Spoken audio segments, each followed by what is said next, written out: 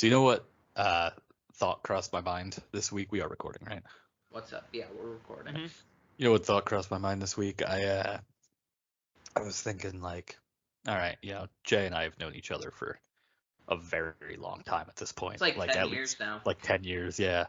I mean, the relationship actually got really friendly I don't know, 6 years ago maybe, but yeah.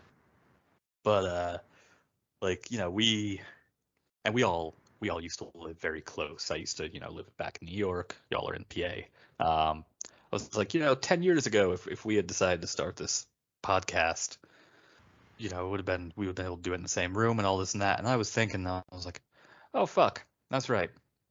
We're old and Ben is young. Ben would have been like 14 or 15, 10 years ago. If we started this in 2012, 2013. Yeah. Jay, we're old. What happened? We blinked and we're so fucking old. Don't give me the existential dread on our existential dread podcast. Jay, we used to be so young. What happened? Look at us. Look at us. Look at us. Look at us.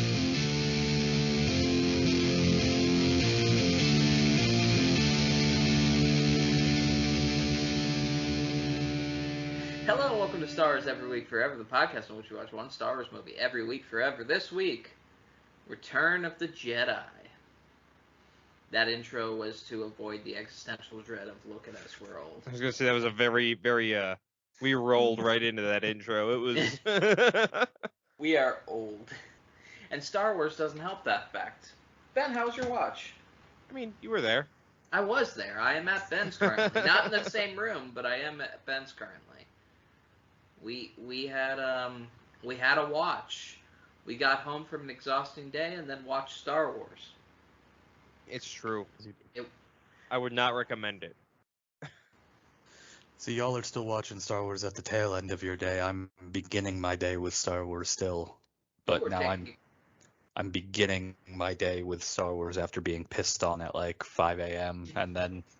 Well, you sent a picture in our Discord of you cradling your son and watching Star Wars, and I was like, that's deeply adorable, and also, oh no, what have we done? Trauma foreshadowing. This is perfect because like the way I was holding him outright, he was just staring wide-eyed at the opening crawl of Star Wars, and I was like, oh no. This is when the Scottish accent begins. This is out of your 3-week-old baby, just like the Ben's specific Scottish accent. Christ. Chris, how was your watch? It was all right. It was broken up. I never used to have to. I never used to have to like pause this movie and go do stuff. Now I find myself having to pause this movie to do diaper changes or warm up a bottle and feed a child. So it's we're mixing it up. We're mixing it up. The watches are a little bit different now. It's new and fresh and. At one point, Ben and I argued over who would get a water bottle for me so we could walk out of the room. We didn't argue. I was like, hey, do you need a water? And Jay's like, yeah, sure. So I got up and she's like, no. You sit there and suffer through this shit. I'm going to go get a water. And my heart was so full of spite for a good 2 hours. It's not exactly how it happened, but that's a way funnier retelling of it. It was more like, I'm going to go get a water. Oh, no, I'll do it for you. You're a guest. No, I'll do it. And then I got in the hallway. I'm like, you can sit and watch Star Wars. I'm going to go get this water. So, Jay, how was your watch? Even though, it was with Ben. The company was good. Even though it was with Ben. Even though it was with Ben? That's not what I meant. That's not what I meant. That's not what I meant. That is what I said, yes, for sure. It is what you said, but it's not what you meant. Not how it was meant. Do as I say, not as I do. Yeah. At one point, I said that this watch was a chore out loud, and then Ben said, more like, chore, Lucas, and...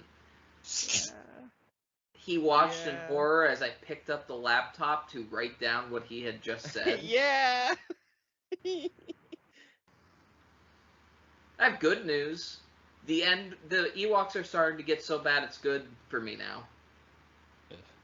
I'm starting to laugh. I'm starting to really, really enjoy the Ewoks because they're so fucking terrible.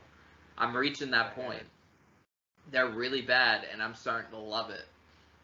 There's a point during the watch where I was just laughing and laughing and laughing. Because Ben watched as all of a sudden I went from disgust to just laughter. I said... I watched as that Ewok got on the speeder bike, and I said, you know what? Conceptually, this is a really good bit.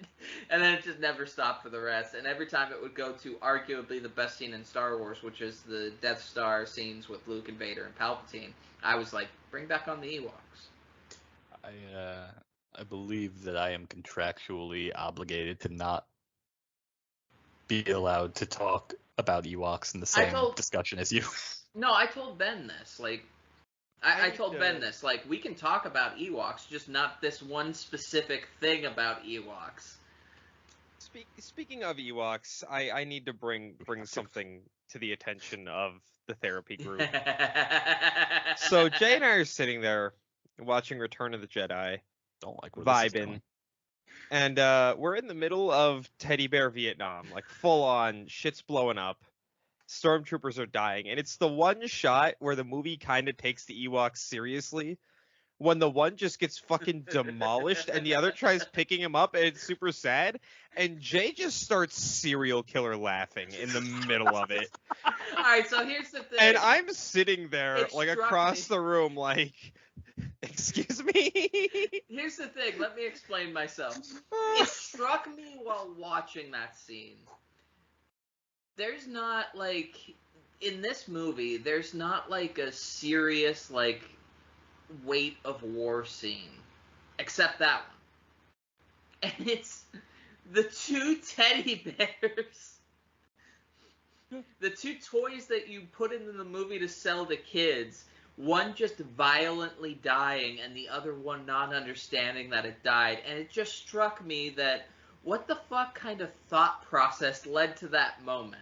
So it wasn't that I was dying in joy that, or I wasn't laughing in joy that an Ewok died. It was me internally laughing at the fact that this was the moment that they decided to scare you with the concept of war. Like, this was it. This was, like, what you were going with. But, like, I get that and all, but when we're sitting there watching it, and I just hear, and I'm like, oh my god, I'm gonna get shot. Okay, for the record, it wasn't a loud laugh. There, like, cold. It was a loud like, laugh. That's how I die. It was uncontrollable laughter. It was giggling. It was giggling. This is it. Sure. The podcast is broken, Jay. This is how I die. You know, that's just bad the whole time. Cold sweat. Like, oh shit. This is it. Was exactly what I just did. Exactly that laugh is what it was. My note is literally Jay chuckles unsettlingly at dying Ewok. Yeah, I knew this was coming. You had one other note too. I was very proud of you. Yeah, I had 2 whole notes just the first time since, like, reading the books. Oh yeah, I had a note and I was gonna write it down, and then and someone, I don't want to point any fingers, but someone threw up on me. And I believe I have still forgotten that note. That's okay. The only reason why Ben wrote it down was because I kind of harassed him about it. It's true, because we spent half the movie sitting there looking at each other riffing and being like, we have to stop and save this. Yeah. So one of the riffs we almost went down, which is the only other note I have, was when the Imperial officer is escorting Luke to the landing pad and Vader meets them on that, like, hallway thing. Jay and I just started riffing that, like, Vader starts, like, weirdly trying to father-son bond with Luke by telling his backstory to him, like the full backstory of everything that happened. It started with Vader being like, yes, every father has that moment when the authorities bring their child home. I do love that, though, like, thinking of that in that context, and then when they arrive at the throne room, you know, the doors open and Luke's eyes are just wide, and he's got this 1,000-yard stare. Lord Vader, what happened in that? Lord Vader. Did you tell him about the younglings? You told me about the younglings. It was just like, I think the thing that started that was us talking about like Vader just like side-handedly, just like completely like without importance, bringing up this little green fuck that wouldn't have the audacity not to make him a master, and then our realization that Vader never knew that Yoda was alive and training his son. So, well, not alive anymore, but like, so it was a lot of like Vader riffing, just like there was this little fucking shit. The forever sleep, you know, as Forever as sleep. Yoda, the forever sleep. There's a lot of Vader just like, and then there was this little. There was a frog. There was a fucking frog, Luke, and I will tell you, this frog ruined my life. This frog once looked at me as I mourned the thought of the loss of your mother and said, "Get over it, you will." I would love to hear Vader do a Yoda impression. That's all I took from that. Is you doing. Does James Earl Jones have a cameo? Oh god, I don't know. I want to say I doubt it, but I'm not sure I either don't way. believe so, because when I was looking for cameos for the holiday episode, I don't believe James Earl Jones was there.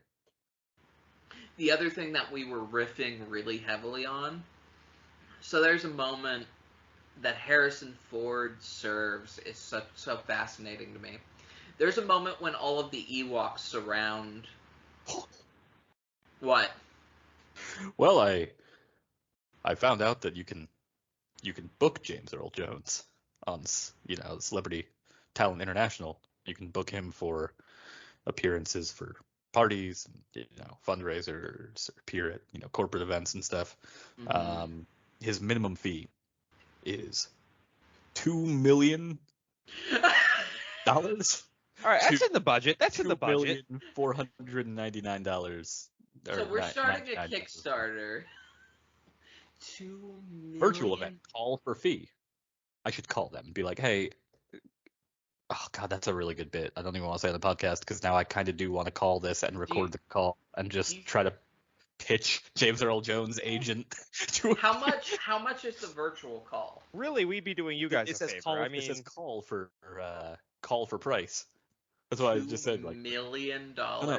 No, for virtual appearances, like calls, it says you have to call them to find out his fee.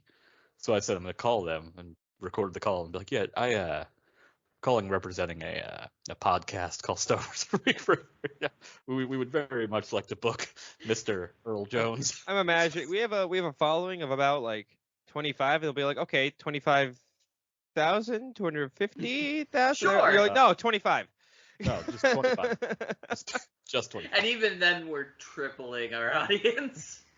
Like, so yes, I was just wondering how much it would cost to book Mr. Earl Jones for our podcast. Just not for like the whole thing. He doesn't have to stick around for the whole hour. But if we go back on our word and just randomly start a Patreon soon, it's the book James Earl Jones. It's the book James Earl Jones. That's exactly why. It's because I got an answer and we're trying to book James Earl Jones. Listen, we need $50,000. We'll find a way. God. $2 million for a in-person appearance. It's wild. How much realistically do you think you would charge for like a 5-minute like $50,000? Has anybody, even like a corporate event, paid that $2 million? I need to know. I guarantee it. That's a lot of fucking money. Oh, I mean, look, I did this when I was trying to see if it was a viable option to like get a cameo for the holiday special. Billy D. Williams for a cameo is like $300 or something, if I remember correctly. It's personal use, $300. For business, you know, to make engaging video content for your company, customers, or employees, $2,100. Yeah, that sounds right. And that's what we would have to pay too. Yeah. So yeah, we're gonna be on the lookout for our Kickstarter. Yeah, our random Kickstarter. To get a new intro to the show. James Earl Jones just saying, "Don't take these fucking people seriously. They spent $50,000 on me saying this." I want to pay Billy D. Williams $2,100 to just talk shit about our podcast as a new intro. Oh my God. Who's This is a that? terrible podcast. Don't watch this. Who's that guy that all of the YouTubers just randomly hire that does like news bulletins as like jokes? There's just like I don't know who specifically idea. he is, but he just I know pops what you up mean, all but the yeah, time. I don't know. I know I it's don't like I know it's a meme to get Jeff Seitzer, the Halo announcer dude, Yeah. to say random shit, and that's one of my favorite things that came from Cameo. No maiden. No maiden. I really wish Ian McDermott had a cameo. Oh my I would. God. He was the first one I looked for. That would be Legitimately, I fantastic. would crowdfund money to get Ian McDermott to even say 3 words on this Yeah. show. I would pay Ian McDermott to just do a cameo, pick up a piece of paper and go, Star Wars every week forever. Yeah. Intro to... No, I don't think I'll be doing that. Just put it down. Here's my dream. I want to get a cameo of him playing our impression of him, You want to get it? and then You just wanna get frustratingly him to do shutting off the pirate camera. pals? No. Well, yes, that too.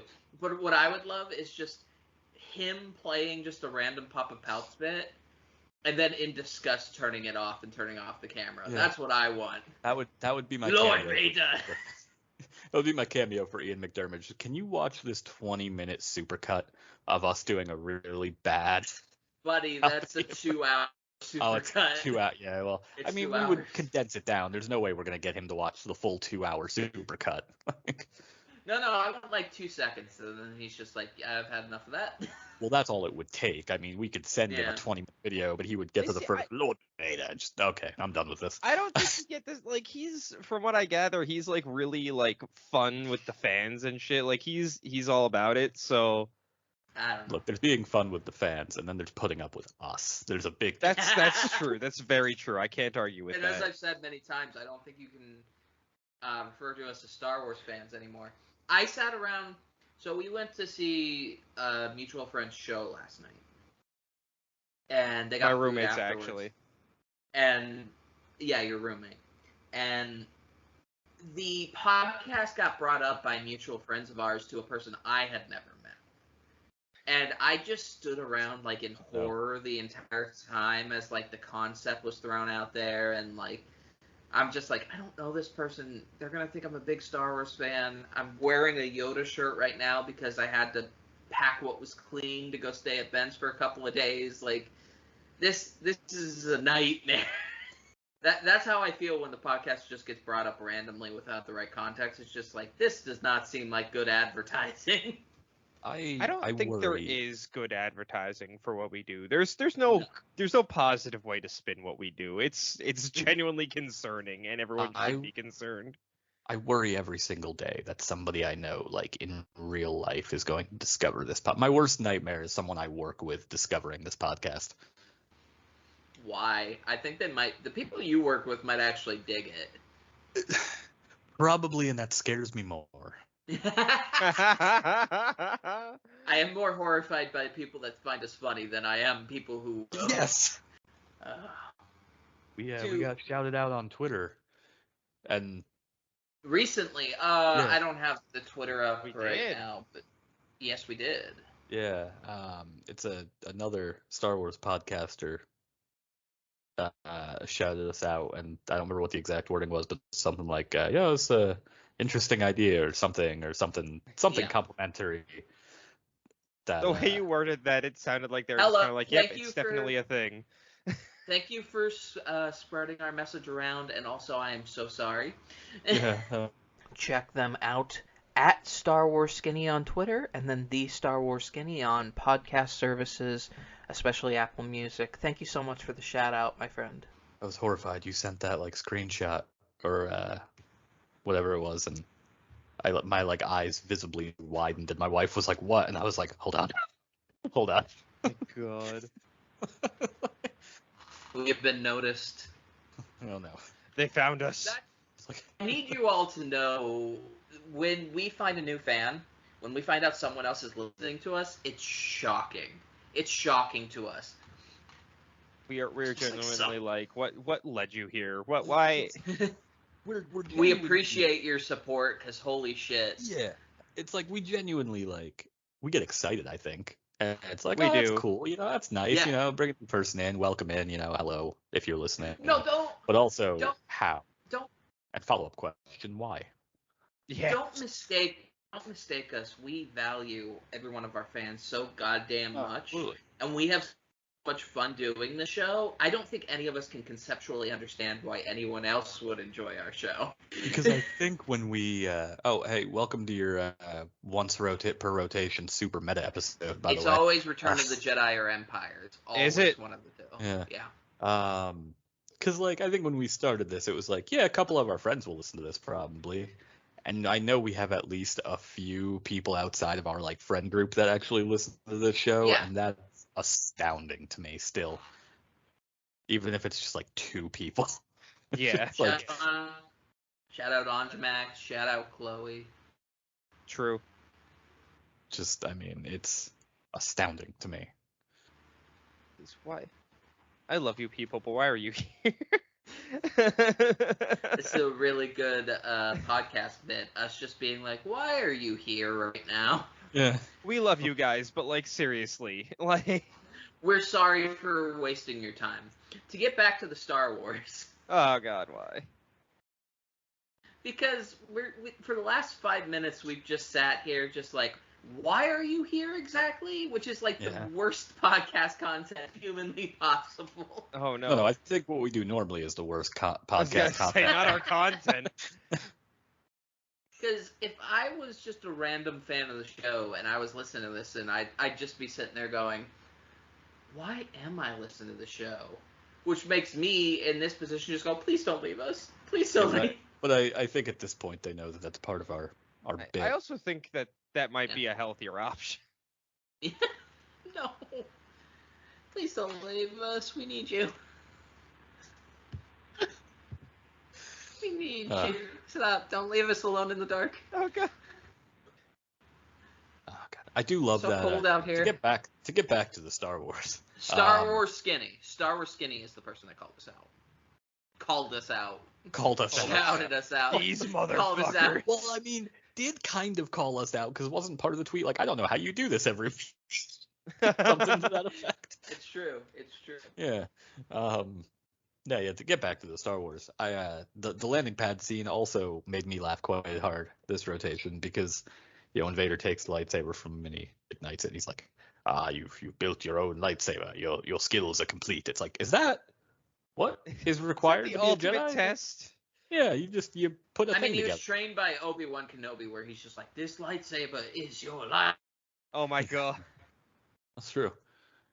Now, Luke, I see you've built the ultimate weapon of a Jedi, but to see if your skills are truly complete, have you stolen the speeder after your master jumped out of a window? God. One thing that Ben and I laughed. Oh, Ben did bring up, like, he was laughing at that scene as well because Vader just lights the lightsaber in Yeah. Luke's direction. Yeah, he like father, immediately like son. points it at him. Like. One thing that we could not stop riffing during this watch. There's a scene where Han is on the ground, Luke's on the ground, and all of the Ewoks surround them after they get caught in the trap and they manage to get out. Harrison Ford makes a choice, an acting choice, where he's just like the acting choice that he makes is less I'm being surrounded by teddy bears armed with spears and more I'm a 17-year-old that just walked into a strip club for the first time. Like, he is so delighted Yeah, and he in is. awe that it was actually really funny to us. So pretty much from there until the movie starts to ramp up until the ending, we couldn't stop riffing on the specific decisions that were made by actors and George Lucas telling them how to react to these things. Like, Leia was talking to Luke. It's just like, Carrie, I need you to give me smug. Can you give me smug? Please give me smug. And that was like 20 minutes of our watch. And it's like smug in the middle of Luke telling her, like, hey, we're siblings. Like it's so out of place, and once you notice it once, it's like you just see it everywhere. It is really funny looking at Harrison Ford's like delighted facial expressions whenever he's interacting with the Ewoks. It's like it makes it look like this is the best day of Han Solo's life. Like he is just having the time of his fucking life on Endor. Carrie goes to turn around, and the thing I think that stopped our riffing was like, Carrie, give me constipation. Give me constipation, like you can't quite get this shit out. Because when she stands and then goes to turn around from Han, and there's just like, I'm sorry, R.I.P. Carrie Fisher, one of my favorites, but also like the struggle in the face did not seem like that kind of struggle. It was just a lot of that. That was our big riff throughout the entire. It really was throughout the watch. Our energy. How hilarious! How hilarious would it be if on that landing pad scene, like this whole movie, it's just like, you know, everyone's like, well, it's Vader, he's evil, and Luke's like, no, there's still good in him, I can feel it. And they get to the landing pad, and Vader takes the lightsaber and ignites it, and then just immediately just cuts them. Or another one would just be like, Vader turns it on like while he's pointing it at Luke by accident. He's just like, oh, my son. Like, I'm sorry, Luke. Like it was an old urge. There's like different lengths to lightsabers, so like that he didn't know what was going to come out of that blade. Like his lightsaber is like 6 inches longer than the average lightsaber. Like, well, and I believe Anakin had one of those. Something. Well, and Vader had one of those, or Anakin did. I don't know if Vader's was like that, but you could actually it can adjust length, like. Then why the fuck did we never use. see him use it? Because people made lore for no reason. I mean, that would be pretty cool, and the way you Grant Horn did that. The way lightsabers, should hypothetically work, you should be able to adjust the length of the blade. I mean, that would be pretty cool to see that work. Like, all right, I just need like a knife or a dagger right now. Let me adjust this down. And hey, shout out Karan Horn. That's one name that I don't think I've heard in like 2 decades. Sorry, I just heard the adjustable size. I'm like, Karan Horn did that. I really like Karan Horn. I've no Karan Horn. It was a Luke Academy, not a student, but he was one of the okay. Force sensitives that Luke found through the rebellion that became a Jedi and a Jedi Master, and so on and so forth. And he's also the main character of I, Jedi, the weird book that's the only Star Wars book ever written in the first person that, like, it's just the Jedi Academy series, but from Karan Horn's perspective. It's a weird book. It also has some of the best descriptions of building a lightsaber I've ever seen. I mean, at least it wasn't written in the second person, like the novelization of fucking whatever the movie before this one is. My brain's not working. I'm not gonna help you on Empire that. If you don't know Back. if you don't know what the movie that we watch every 9 weeks is at this point and where it falls in the rotations. I am a tired lad right now. Christ. God. The struggle I had something to riff on, but my brain immediately just like poofed it out of existence. Don't you have one more written down note? Your brain went power saver mode to save you from that thought. First thing tonight while recording, I blurted out both of my notes, so I have no more notes. So, like, to go back to the beginning of the movie. Do we have to? I have difficulty believing that Leia, Control Freak, Organa went along with this plan that was presented to her. Luke just walking up to her like, no, it'll be great. So here's what I need from you. I need you to walk into this place dressed up as a bounty hunter. Okay, what do I do next? Threaten to blow yourself up. Wait, hold on. What's the point of this? Where are we going? All right, so you're going to threaten to blow yourself up, and Jabba Hutt will like that. Okay, that makes sense to me. And then you're going to hand Chewie over to be a prisoner. It's like, all right, how are we getting Chewie out? You don't need to know about that. When everybody goes to bed, go get Han. It's like, okay, that requires me to be able to get to Han. How do I get him out? Don't worry about it. We'll take care of you. What do you mean, don't worry about it? We'll take care of you. Luke, Well, how you're am I probably supposed to how am I supposed to get past all the guards and get to? Oh, don't worry about it. Everyone just goes to sleep on the floor at a certain point in the night. It's fine. They'll be slumbering. Luke's like, I'm a princess, yeah, but I've also been kind of acting as like a co-general throughout all of this. I'm not putting up with whatever the fuck this is. I need a concrete plan. Leia does not seem like the kind of person. This was a note that I left during the live commentary, which I did not listen to this time. I sat down 20 minutes of the movie. I looked at Ben and said, "Oh shit, I'm supposed to be listening to that." So I'll do it Which next I week. was very grateful for. Leia does not seem like the kind of person that goes with like a half-assed plan like that. She's the only person in the entire thing that does not seem like she will just go with the flow. Yeah. Yeah, that's a fair point. But I mean, that makes this scene even funnier. All the moving pieces and all the people that Luke somehow was able to convince into doing this shit. Especially like fucking Lando, who's literally like walking around the palace half the time, like lowering his mask to look at people for reasons. Yeah. Like, Let me lower the thing in front of my mouth to see you better. Exactly. Yeah. This is something Ben brought up during our watch. Like, why does he need to wear a mask? Nobody. Hey, fuck anti-vaxxers, because I just realized that could come off wrong out of context. Fuck anti-vaxxers. Wear a goddamn mask. Anyway, nobody knows that he's working for the rebellion. He went to their base and then left immediately to go to Tatooine. So literally nobody knows that he's working for the rebellion. I mean, it stands to reason that Jabba the Hutt knows who Lando Calrissian is. They run in similar enough circles. Yeah. So I don't see how he'd be able to get that guard position if Lando Calrissian just showed up one day like, "Hey, Jabba, how's it going? Hey, I just want to be a guard at your palace." Hey, great point. Why didn't they just have Lando lean on Jabba and set up some kind of meeting? Just like, hey, I want to work with you. Seems like a better plan. I feel like Lando, of all people, would not be trusted if he just walked up to Jabba like, "Hey, can I be one of your guards?" Yeah. For no particular reason, I would like to take a massive pay cut and be one of your guards. No.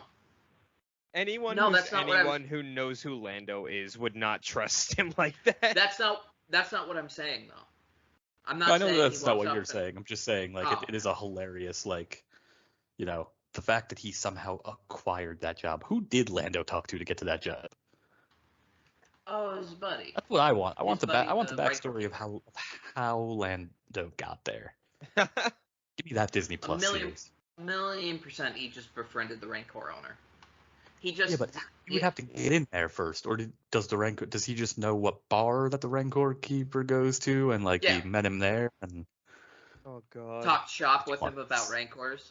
Little known fact: Lando is now an expert on Rancors.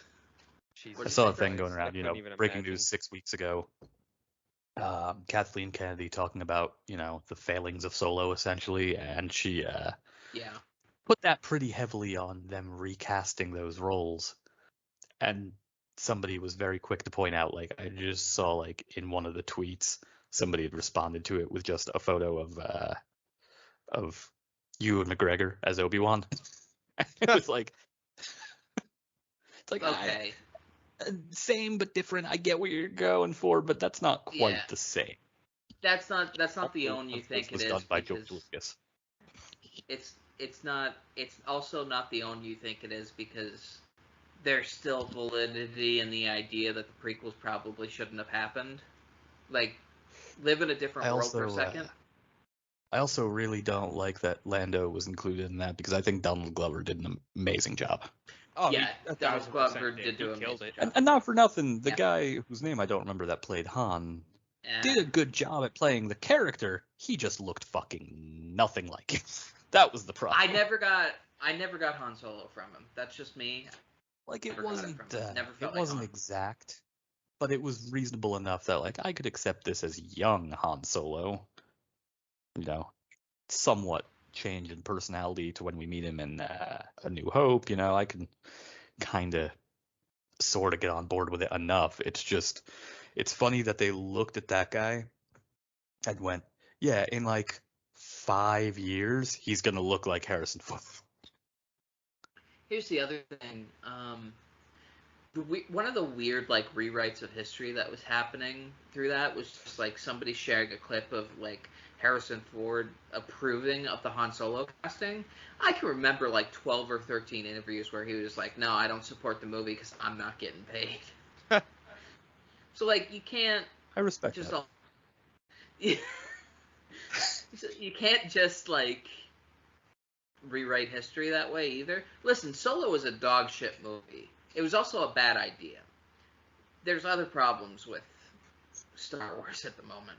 Well, and that's the thing. It's like the way Kathleen Kennedy talking about it. It's like, yeah, I really think that the biggest problem with that movie was us recasting those roles. It's like, no, that wasn't the Nah. biggest problem. That was a symptom of the much bigger problem of you deciding you had to do this in the first place. Yeah. Oh, but between that and all the flack the sequels were already getting, like it was just kind of Yeah. a It was the setup perfect for storm for this movie yeah. to go badly. The impression that I'm getting is that they're going to do a lot of TV shows and no movies for a long time. It's kind of the way they even talked about it in this like Entertainment Weekly interview thing. Like, we're moving away from the Skywalker saga. It's time to tell new stories, and it feels like we're gonna diminish Yeah. George Lucas's legacy. If we keep fucking with the things he did. And yeah, obviously Kathleen Kennedy didn't say it like that, but Yeah. boy, do I wish she did. Somebody on Twitter, Daredevil just got confirmed to have a Disney Plus show sometime. I found the show. Somebody on Twitter said, does Disney Plus realize that this has to be an exceptional season? Because if it's not, it will get torn apart more than any other Disney Plus show that could have happened. Because Daredevil is such a high bar, and everything else that they've done so far is like just a completely like new IP. I feel the same way about the Obi-Wan show, which is out, I think, by the time this comes out. There's so much for us, potential. It comes out in a couple days. Oh fuck, it's soon, yeah. There is so much potential for this Obi-Wan show to go horribly wrong, and I'm not talking about just like the show. I mean like everybody that's had their head tucked up their ass for the last however many years since the sequels ended or Last Jedi came out or whatever, to know that Obi-Wan Kenobi, Ewan McGregor is involved and just come crawling out of the fucking woodwork to complain is going to be more than any Star Wars show they've done on Disney Plus. Well, and there's going to be a fucking army of fans waiting in the wings to just shit all over it for no reason. Well, and they're in an unfortunate, I guess, position where I think it's going to be much easier for them to fuck this show up than it will be for them to do it justice, Yeah. Conceptually, it was a bad idea for a show, if I'm being 1,000% honest. I mean, we've talked about that a couple of times. I mean, there's just not much material. It's not that there's not much material. Like there is a wealth of material. It's just that all of the material that is within that wealth is material that fans are not necessarily interested in seeing. Because it all kind of goes away, it all kind of moves away from the hermit in the desert keeping a low profile aesthetic that's supposed to have. Yeah. So they could do like 5 seasons of this show if they wanted to. But, it's like Smallville. Like, okay, give me a Superman show without giving me a Superman show, and I don't really have an interest in this wealth of ideas you've created because it goes against the conceptual idea of the character that I wanted. Yeah, don't even get me started on Smallville. I don't even like Superman, but fuck that show. I like Superman, fine. Smallville is a bad show. Can we just move away from Star Wars for a second and talk about how until very, very recently, TV shows just didn't want to do Superman, but desperately wanted to do Superman? I mean, it's the same thing with Batman. They're still doing that with Batman. Yeah, but I get it with Batman. Writer like 10 years ago was like, I want to do a Green Arrow show. Nope, never mind. I want to do a Batman show, but with Green Arrow. So, like, here's my take on that. I always got the impression that Warner kind of pushes, like, if you want to do something related to Batman, it can't be Batman because Batman is our movie, baby. With Superman, like, this has been happening since, like, the mid-90s, where it's like, oh, we're going to do a Superman show. It's called Lois and Clark. It's going to be a office romance show. Good show. Fuck the guy that did Superman in that. And then there's Smallville. And it's like, they've done it other times, too. And until the new Lois and Clark, which I don't remember, is it called Superman and Lois? I have no Superman idea. and Lois, I don't remember, Something but I have not watched it, but all of the Superman fans that I know love that show. And not like the ironic love Smallville style, like they love that show. But, I've just never understood the hype with Superman. I'm a huge comic book nerd. I've I mean, it's never the gotten original. Superman. I just, He is kind He's- of I like think- the superhero. Like, I said this recently. It feels like, with comics, a lot of the most lauded comics or comic-based shows and stuff like that are shows that socially deconstruct the idea of superheroes, and it's starting to get on my nerves. Because not only has it been done to death, but it's also like, it seems like every time a mainstream person talks about anything superhero related, I'm talking like Invincible. Invincible is a great show. But I saw someone say recently, hey, this is the best thing that any superhero media has ever done, comics or anything. And I'm like, okay, so here's the thing. I love Watchmen. I love Invincible. I love a lot. I'm a massive Jessica Jones fan who, God knows that that's like a low street tier. Like, some people hate Jessica Jones purely because it was supposed to be Jessica Drew, and they didn't like that idea of deconstruction. I am greatly annoyed at times as I get older that every time people talk about the best comics ever made, specifically more mainstream comic fans, it's always the ones that like deconstruct comics, and it's never like the comics themselves. Yeah.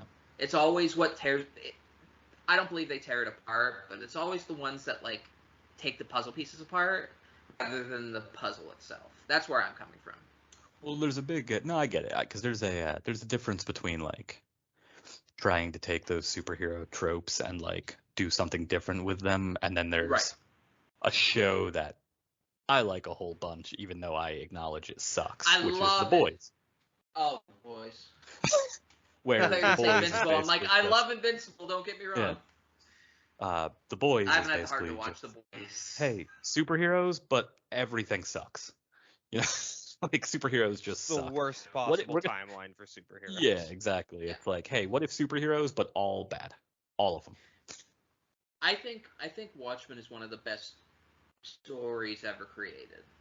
That's stupid to say at this point because everybody fucking says it. It's almost like when people praise The Dark Knight at this point. But here's the thing: everybody else tried Dark to do Knight it can after. ass. Fuck the Dark Knight. It's the worst thing ever written. Fuck that. Fuck the Dark. Everybody tried to do Watchmen so much for so long that as I'm getting older, I'm like, what about like just good superhero stories? Yeah. Like, That's the thing. It's like I don't need everything to be gritty realistic or a deconstruction. Watchmen was great, and then Dark Knight Returns just single-handedly tanked superhero culture forever. I'm in a Dark really Knight unique Returns can go fuck itself. Welcome I'm to in a really comic unique book analysis every week forever. I'm in a really unique position because I'm a massive Daredevil fan, and that usually means you're a Frank Miller apologist. No, I think every Batman story he's ever written is fucking god awful.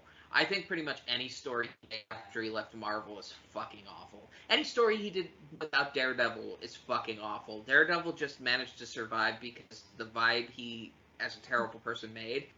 Some of his Punisher stuff was alright. I hate Punisher. I Punisher. I also hate The Killing Joke, which is fine because Alan Moore also hates The Killing Joke, and he made it.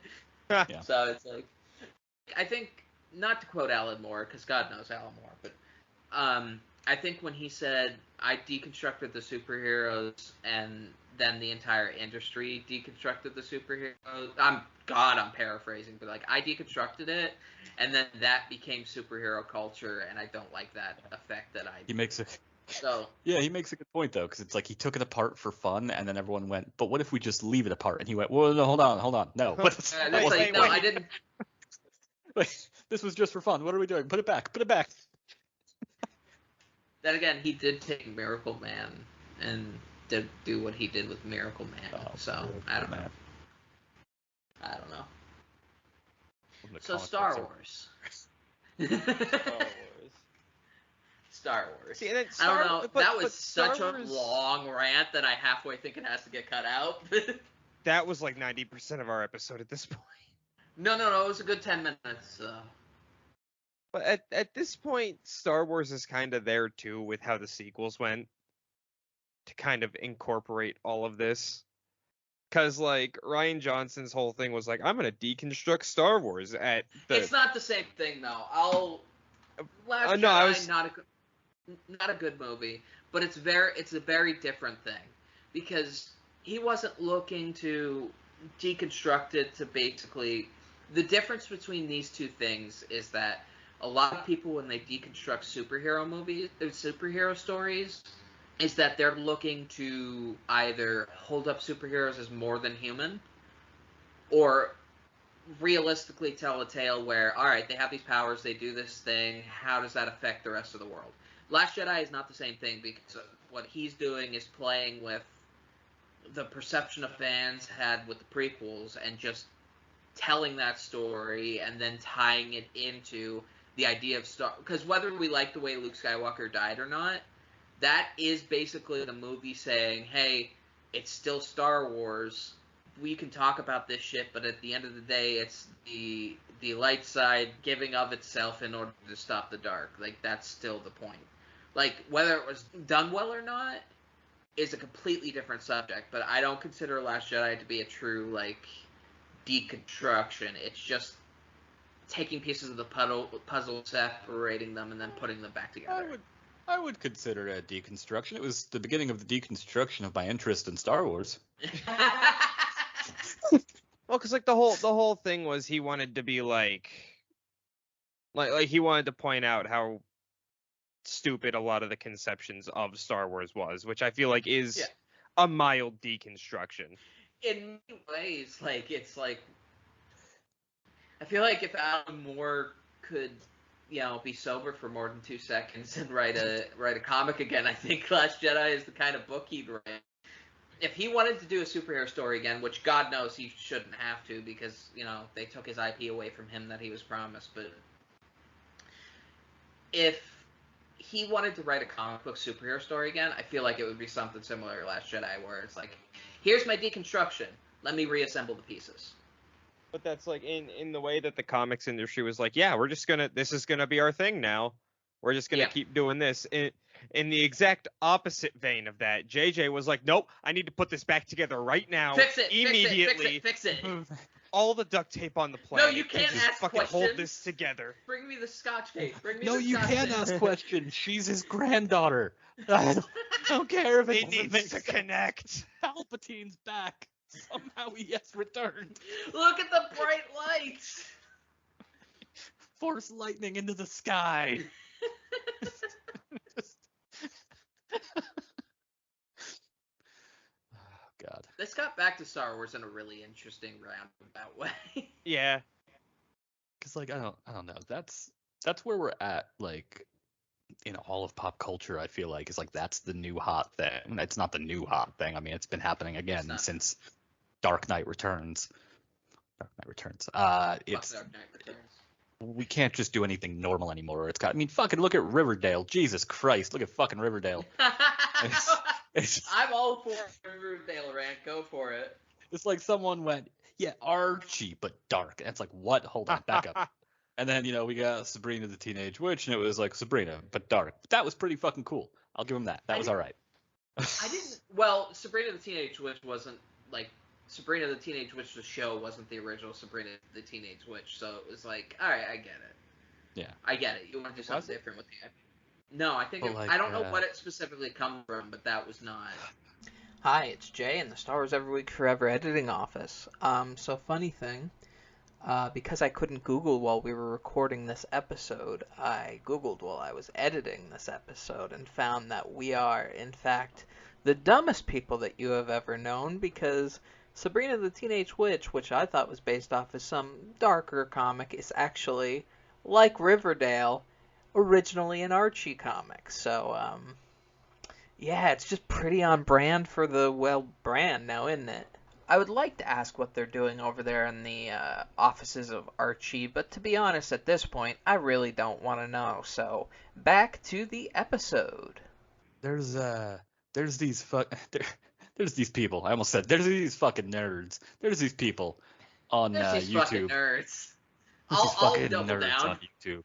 There's these fucking nerds on YouTube who put out a pilot, and now they're trying to kickstart more episodes of a Riverdale-esque Scooby-Doo show. Okay, but if there's one show that like you could do something fun with for like a season, I'm here to tell you, I watched the whole 45-minute episode. it was bad, huh? It was so fucking bad, and I really don't like talking shit about people's artistic endeavors because it takes a lot of work to make these things. I understand that. Like, I understand. I feel your pain of trying to create something and someone thinking it's dog shit, but holy shit. You don't Should I have keep to this part in? Riverdale everything. I don't care. I Okay. mean, who am I? we have What so does much my room, opinion we mean? have a ton of room to talk, so Yeah. What does my opinion mean? People are actually watching this fucking thing. I don't know, the Scooby Doo show. So what am I talking? They have an audience. People are giving them money to do stuff. What's my opinion matter? It's like somebody did like a really violent Power Rangers like 20-minute skit like, in 2015. I fucking hated it. That's the thing. It's like we have to do this now. Aren't they doing a Powerpuff Girls show on the CW that's going to be like in Riverdale style? I know, like I've they're never seen losing Riverdale. actors from it. They have to keep recasting, but The thing about Riverdale is I didn't even know it was an Archie spinoff until I watched the first episode like 5 years after it started. I'm like, wait a minute. This is Archie? What the fuck happened here? I've never seen Riverdale or like interacted with Riverdale at all whatsoever. And I feel like every time it comes up, I need you guys to sum it up for me because this has to be like the third time we've done this. You're aware of the Archie comics, right? No, I'm aware of them. I know nothing. Well, that's what I'm saying. You're aware of them. Well, you don't need to know anything because you've seen the Archie comics. You know what they are. They're nice, wholesome, just like real nothing comics. I believe Riverdale starts because I watched a couple of seasons of Riverdale with my wife. Literally within the first 2 episodes, it starts with, Archie, this teenager at a high school, who looks like a character out of Twilight for some reason. Is sleeping with one of his teachers. Oh, Jesus Christ. And also she might have killed somebody or something. And then there's murder and there's drugs. And now I think they have superpowers, if I saw correctly. I was about to say, here's everything you need to know about Riverdale. Next season, they're going to have superpowers. That's everything you need to know about Riverdale. And I need you to understand that the couple of seasons I watched, there was not an inkling of anything supernatural or mystical or superpowery happening. What's the name of the fake drug? Because it's really fucking funny. Isn't it Jingle Jangle? Jingle Jangle. Jingle Jangle? Yeah. All right. God. We've talked about Riverdale and comics and all that shit. Well, no, because we were rounding back because this did start on a Star Wars topic, but like that's what they're doing with everything now. And even look, as much as I like Mandalorian, even Mandalorian is getting into that darker aspect of Star Wars to a degree where like there's a massive difference between dark and deconstruction, though. Like no, I know, but what I'm saying is I feel like we're gonna get there with Star Wars is the problem. And I feel like we're rapidly approaching that point. I think if the current like bunch that they have, God, I can't remember his name. I actually really like the character, even though most people bitch about him. Cassian Andor is going to be the show that I feel like that's gonna be the one that I've It's I've gonna kind of come around on the Cassian Andor thing. I'm a little bit interested in that show now. I don't there's a know lot why. of potential. Yeah. Yeah, There's a lot of that's kind of potential what it there. is. There's a lot of potential. I just don't have a lot of hope for it personally. I mean, I didn't need this show to happen. It's fine, I guess. Diego Luna's a really good actor, so I mean, it could be cool. I don't know. I want to know what's coming next. I know we're doing Ahsoka, but like, god damn it, I need to know like where the Rebels characters are. I need to know where Thrawn is. I need to like, what are we They're doing? gonna do a big multi-show event. Absolutely, 1,000% for the Throne Saga. It's gonna be like it's gonna be like a big comic crossover thing. I guarantee it. Yeah, because I mean it worked out for MCU, so like that's probably the smartest route they're gonna take. Portals open up and like, Ahsoka shows up and the On Mandalorian's your here. left, Here's Boba Fett. fucking God. I don't know if I'd That hate it or port- love it at this point though. That's the thing. I don't Portal care anymore. Because, I mean, like- I'm at like the I was point telling where I Jay- really, yeah.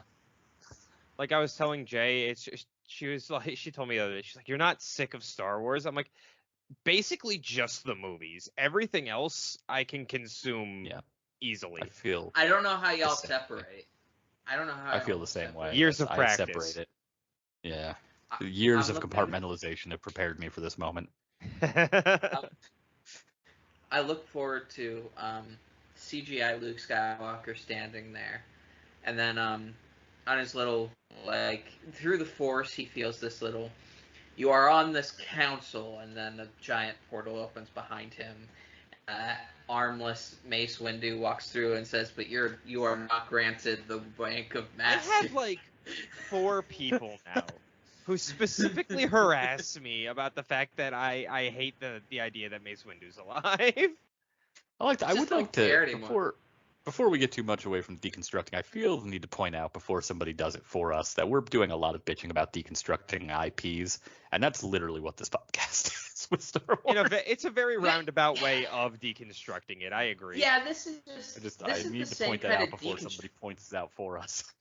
This is the same kind of deconstruction that like somebody does in a stand-up routine. There's a massive difference. Like This movie is always the fun one for me because like it's such a jump with the way these movies were created where like you get this and then the prequels were created and then you got the new ones. But like if you're watching in order like we are, it's like you go from this movie and then you go to Force Awakens and it is such a stark like the It's like difference Whiplash. is astounding. It yeah. really is.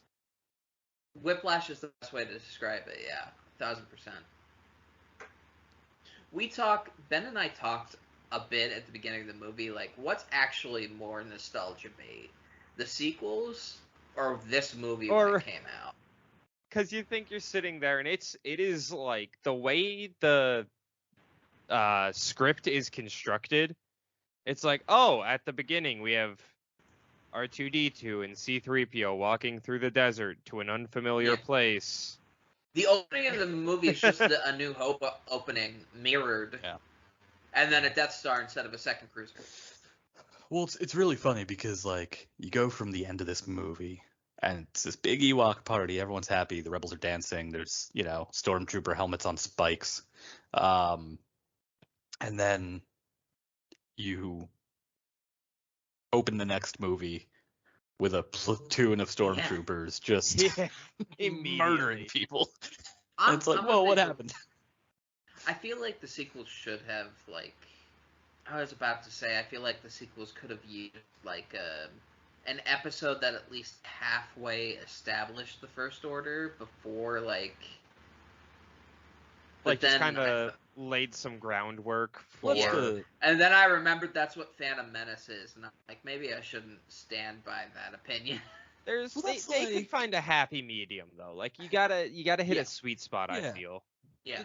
It feels like the people making Star Wars now think that for a Star Wars story to work, you have to have like an Empire equivalent and a planet-killing weapon But meanwhile, most of the EU books, I mean, you had Luke wandering around a forest finding force-sensitive ferrets or whatever the hell those things were that like blocked the force.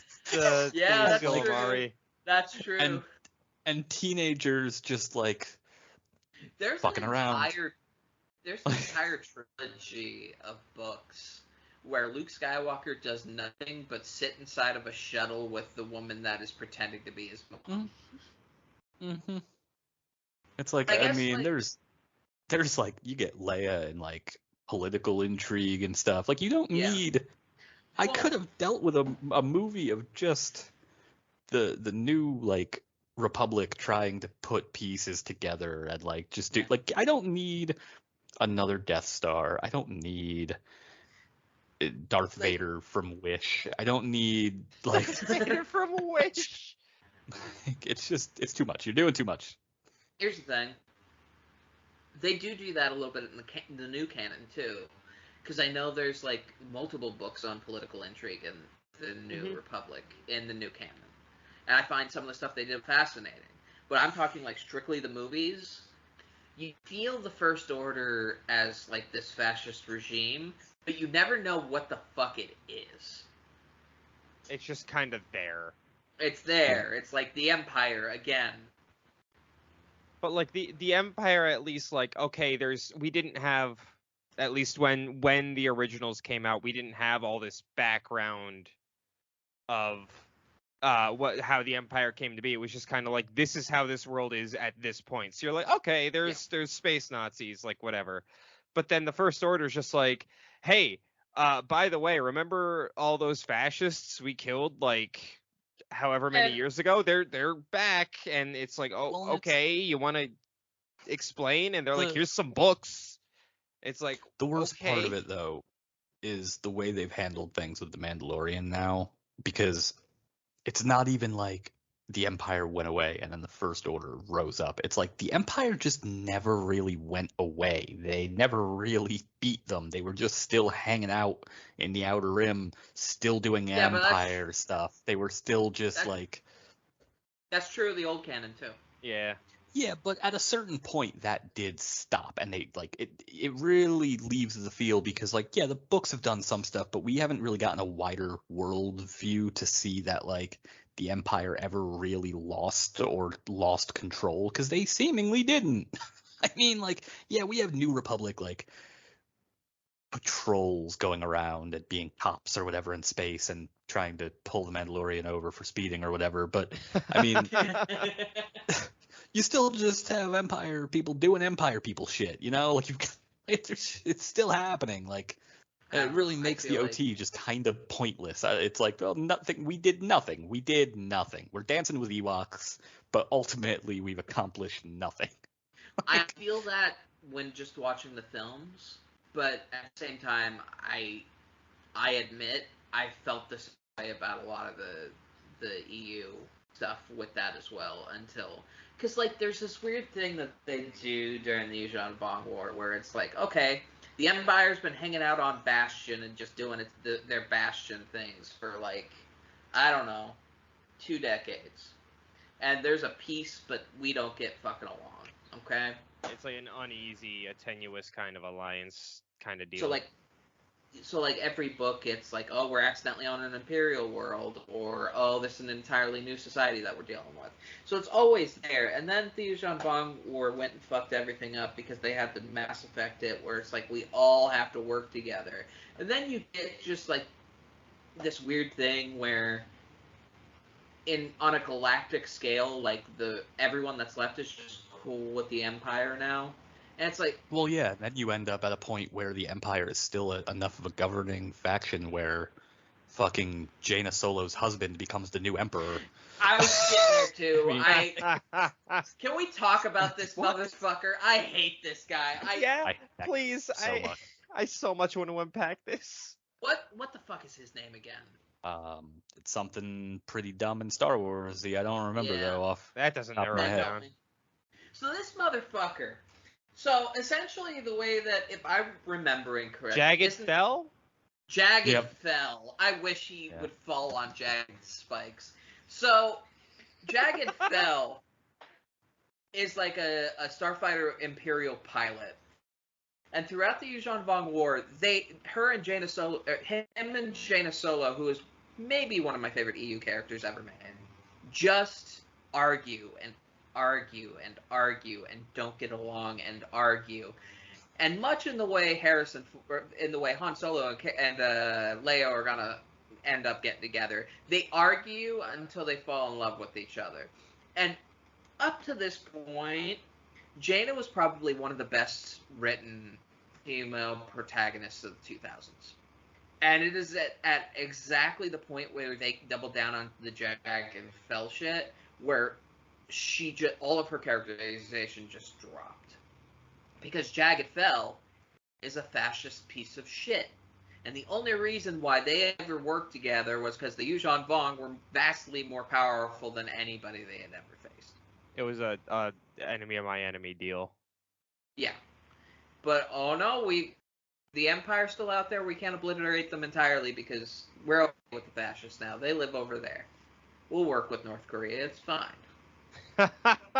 Yeah, I know you and I bitch a lot about the EU being dissolved, but honestly, it was probably for the best. It was probably time to put it out of its misery. I really wish, and I say this even though I criticize Marvel all the fucking time about their rewriting of characters, I really wish they would have just looked at the EU and said, what can we take from this instead of new characters and then take some inspiration from the EU. I was gonna say, well, they took a little bit from the EU. Like, we got some Thrawn. We got Thrawn. They backdoored Thrawn in there like they were apologizing for something. We got a mention of Darth Revan in a reference book. Ooh. Thrawn fucking tiptoed his way back to the Star Wars franchise because the creator of Rebels just looked around and was like, everybody's really pissed off. What can I do to just satiate people? Here's Thrawn. I don't know about that. Like, Dave Filoni was always kind of good at like putting little bits in for the fans. Yeah. That he was like, I need a villain. Who can I use? Oh, fuck it. I'm bringing Thrawn back. Dave Filoni is the George Lucas that all the fans wish George Lucas actually was. I mean, Dave Filoni has always said that George Lucas is his biggest creative, inspirations. So he just happens to be better at it than George. It's a hell of a way to go through life. Ben, do you want to bring us home with Weird I Wikipedia? was about to click the button actually. I had Wikipedia open, and it's funny because there's a little sidebar on Wikipedia. It tells you trending articles, and I like to glance at that when I sit down to record. That's just to see fun. What people, and usually it's stuff that makes sense. I expected to see Obi-Wan there, but for some reason we've got Abeloth, Darth Plagueis, and Ahsoka. And I'm just Ahsoka makes sense. I'm not complaining about any Jagged Fel, huh? But why? I'm waiting for him to hit random page and just be Jagged Fel. Well, it's probably not going to happen because I'm already on Jagged Fel. Oh, excuse me. Wikipedia is arguing with me. I have to refresh. Man, your homepage treating you bad. I just scrolled down to the latest discussions tab on Wikipedia, and the first thing I saw was someone going, "What are your opinions on Mace Windu?" Not good. He's a character. I don't have strong opinions on Mace Windu, except that he's alive. So today on Weird Wikipedia, we have the Taril homeworld. The Taril homeworld was where the Taril species originated. Thank you for coming to today's Weird Wikipedia.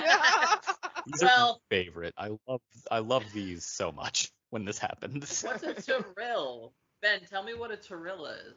The Taril are they are on the Taril homeworld. Weird. Jay, what do you... They're weird crustacean mammal looking things. I have never seen one of these things in my life. Yeah, they look like if you took a crab or a lobster, because it's got a tail with a fin on it. If you took a lobster and put a monkey face on it and gave it eye stalks, and like a monkey torso. They look fucking wild. This They're looks like an canon? Animorphs creature. They're I'm canon? on the Shrill Wikipedia page, and in distinctions, it just says resemble simian lice, 6 arms, 2 of which were used as legs, and hive mind. And that's what you get. They have a hive. Well, hold on, I'm trying to put the pieces together here because this is definitely like a species that I heard about multiple times. There's a lot of info on them. Essential Guide to Alien Species, New Essential Guide to Characters. Constructing the Checklist, Dark 10 Star Wars super weapons, the Dark Saber from Legends. Yeah, apparently they made it. That's not right. According to Legends canon.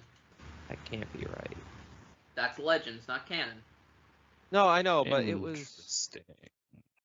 Although at the same time, they're saying that first contact was like 12 BBY.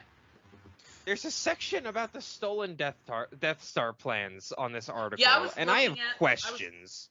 I was looking at that like, I can't read this right now because I would lose all sense of what's going on the podcast, but why is this here? These things, in a roundabout way, loop back to the Darksaber novel. I saw Darksaber. So, this article fucks with the timeline in such a weird way, because it's in 12 ABY, so 12 years after A New Hope, some dude visited some chief of state with Leia of the New Republic of Coruscant as a cover to steal the schematics for the first Death Star from the Imperial Palace. Okay, so they were literally trying to steal the Death Star plans from the New Republic to make another Death Star.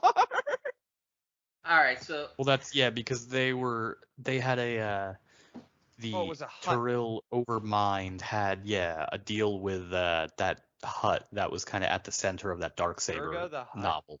Yeah. Okay, so here's something that I really love about the EU, because it's fucking stupid. I do know about these stupid things, okay.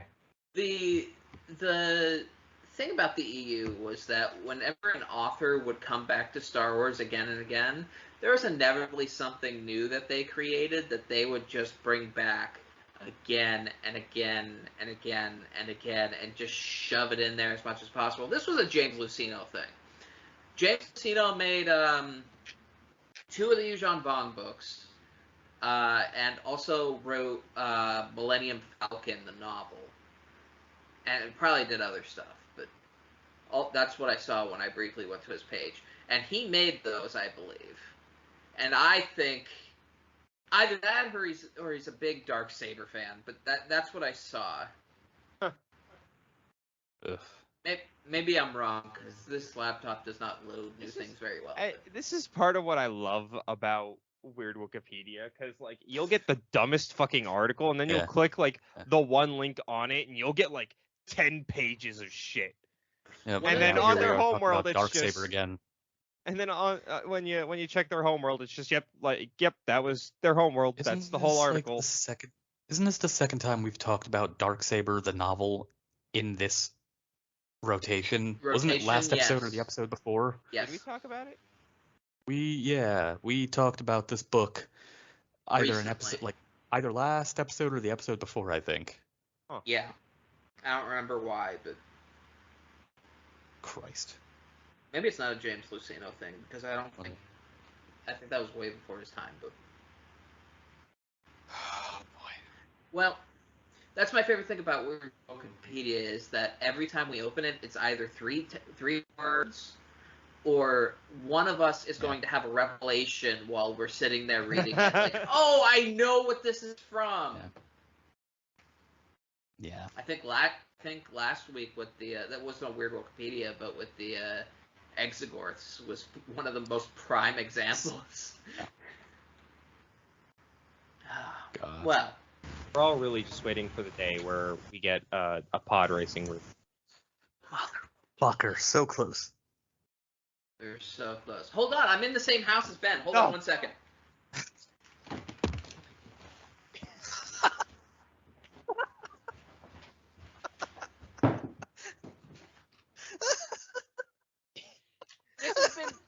I break it? This has been Star Wars Every Week Forever. I am going to make Ben regret this. Good night. Chris is laughing so hard because as soon as you got up, I just grabbed this. I went like this. Oh, hold on. Hey, don't stop recording. I need to say that, because for the audio listeners, Ben grabbed a dark saber and a lightsaber to protect himself from me storming into the room. I was laughing. So I was this is laughing what so this hard podcast because has I, done li- to us. I literally watched Jay climb out of the chair. I saw her leg go over the screen Good and like night. Jay literally clambered over my. I don't know. She's using my ottoman or something, just to come and come after Not me. the It was Empire. great. Hello, all you beautiful people, and thank you very much for joining us on yet another week of Star Wars Every Week Forever. We upload every Wednesday around noon on various platforms, including YouTube, Spotify, TuneIn, and many others. If you have any friends, companions, people you would like to torture with our presence, feel free to send them our way. You know where to find us. If you would like to interact with the show and the various co-hosts, you can find us quite easily on Twitter at SWEWF. We check there very regularly, so it's easy to get a hold of us. And I hope all of you wonderful people have a glorious rest of your day. Until next we meet, may the Force be with you.